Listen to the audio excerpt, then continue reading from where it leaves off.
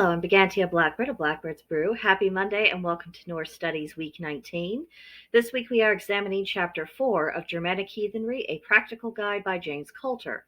Now you might think one of the first orders of business is that the author would like to define one of the words he used in the title. The title was The Nature of Thou and Law, the Good of the Folk. However, if you thought he was going to begin by defining thou for us, you would be mistaken. Oh, no. Had to go to the glossary for that. Once again, this is another example of the author's writing style driving me absolutely batty. He appeared far more interested in drifting off into the ether, using unduly complex sentences and foreign words where plain English ones would do. I think it's pretty clear by now the author thinks this makes him look terribly clever and sophisticated, but it is just the opposite effect. And I keep harping on this, and I will continue to do so where appropriate, because it is important for pagans to learn how to effectively communicate with one another and with outsiders without making a song and dance about it. If you cannot explain an idea simply, then you do not understand that idea. And I stand on Albert Einstein's authority for that viewpoint.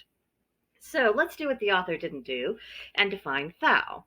In the glossary it says, customs, usages, or virtues which promote the good and wholeness of a tribe, community, or SIPA, which is a perfectly simple and reasonable explanation if we overlook yet another example of using a foreign word in place of an English word that communicates the same idea. And in case you missed previous weeks, a SIPA is basically a clan. Just say clan! What is difficult about that? But moving on, the chapter begins with the author's thoughts on natural law as we can observe it in operation in the universe, and this takes up nearly 2 pages of run-on sentences to convey an idea that could easily be summarized in a very brief paragraph. Then at long last, Coulter got around to the idea of doing good for one's folk. Sadly, he does come across as quite collectivistic in his explanation, but let's try to redeem this overall idea. If you are a productive member of society and you have a genuine regard for your family and friends, it only makes sense that you would have a desire to be a beneficial force within the community as a whole, and that this would come to you naturally. It isn't about force. It isn't about giving up your proper agency and free will. Whereas in political collectives, Marxist countries, fascism, socialism, communism, this is something that's coming from caring about people from a place of love and a desire not to harm the people you do care about.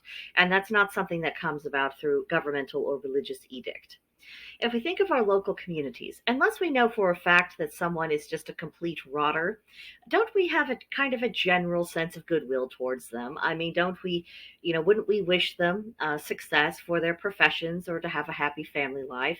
Aren't we glad when we discover we have common ground with them and that we might take enjoyment in some of the same customs? I mean, isn't that unifying in and of itself? Because I think that's what thaw is actually about, and it's a great pity that the author chose not to describe it in more human terms, but sounded very collectivistic-y. I mean, bad move there. Now, in the last part of the chapter, Coulter makes the distinction between a secular concept of law and a heathen concept of law. And if there's one thing I think most of us could agree about, is that most secular laws in the modern day have absolutely nothing to do with the welfare of the people of the country. It's about benefiting politicians, their donors, and the corporations that are increasingly difficult to distinguish from the government itself. But the laws today certainly aren't about helping you or me. But the justification necessary for heathen law is the exact opposite impulse. The whole purpose is to promote the good of the people themselves, to have a modicum of order in which people can reasonably operate, and a broad understanding of what each person's rights and correlating responsibilities are. Put more simply, it's the boundaries that enable us to live together in relative peace and harmony, which is quite a contrast from the secular system we live under today. Overall, this is a chapter of ideas that are poorly and tediously explained. And for all the rambling the author did about the good of the folk, did he really think his manner of expressing these ideas met that threshold of the good of the folk? His writing comes across as an ill-advised attempt to appear as being academic, and it feels very legalistic.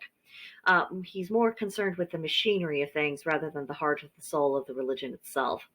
Now, we are going to bravely carry on throughout the rest of the book because even in chapters like this, there are good things. But I think those of us who are actively studying have an obligation to be honest and to give fair assessments about what we're reading and why we might choose to plow through a book even if it's not to our taste. So lots ahead of us, gang. But let's get what we can out of this book, even while I will continue to be honest about the shortcomings of the authors. But that's it for that week. I think that's all my nerves could endure. Probably all that your nerves could endure. Next week, we will be looking at the primordial shaping of the all. So I have much higher hopes for that chapter than I did for this one. So definitely come back for that. In the meantime, hit the like button, subscribe, leave your thoughts for me in the comment section, or better yet, come see me and the rest of the gang on Gilded. There's a link in the description box to join the group. You'd be very welcome there, and I hope to see you soon. But that'll do it for now, and I will see you next time. Bye.